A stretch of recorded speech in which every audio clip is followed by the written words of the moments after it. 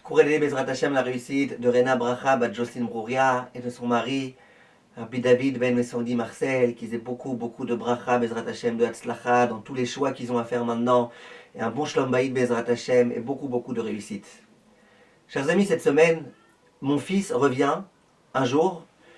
Il avait été pour acheter quelques friandises en l'occasion de la randonnée qu'il avait le lendemain dans le cadre du Talmud Torah. Et il revient à la maison en pleurs. Mais en pleurs d'une façon dont on l'a jamais vu comme ça. C'est très rare de le voir comme ça. Il a 12 ans, il n'est pas tellement susceptible, et c'est rare qu'il pleure. Et là il pleure, on lui dit qu'est-ce qu'il y a, et il pleure, jusqu'à ce qu'on arrive finalement à comprendre ce qu'il avait. Et on était très inquiets. Qu'est-ce qui a pu lui arriver? Qu'est-ce qui l'a mis dans cet état-là? Et là il me raconte en pleurant. Et il me dit, regarde, j'avais rendez-vous avec mon ami, qui habite telle et telle rue, donc en Israël. J'avais rendez-vous avec lui, et je me suis aperçu qu'il y avait un code. Maintenant, moi j'avais pas de téléphone, je pouvais pas l'appeler. Il me dit, il y a un code, je connais pas le code. Il me dit, et j'attends.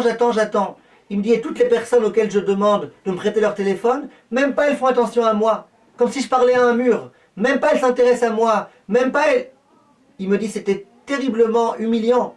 Et après, il lui arrivait encore un autre petit quelque chose qui était aussi un petit peu du même ordre. Et voilà pourquoi il était en pleurs. Et là, je me suis dit, Ribono Shel Olam. Quelquefois, on est dans la rue. Il y a un enfant qui nous demande de l'aider à traverser. Il y a un enfant qui nous demande quelle heure il est. Il y a un enfant qui nous demande est-ce qu'on peut lui prêter le téléphone 1 minute pour passer un coup de fil.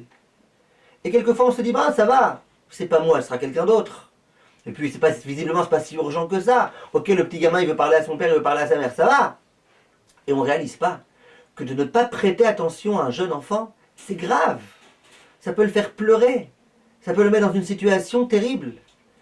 Nous, on ne comprend pas ce qu'il ressent cet enfant-là. Mais cet enfant, ce jeune-là, évidemment un adulte aussi. Évidemment un adulte auquel on ne prête pas attention, il risque de se vexer, surtout s'il est susceptible.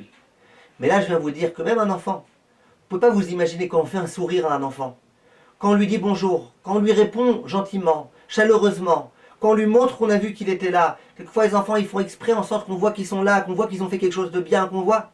Soyons là, Bezrat Hashem, pour les renforcer, pour les réconforter, pour leur donner confiance en eux, et pour leur montrer qu'on a remarqué le bien qu'ils ont fait.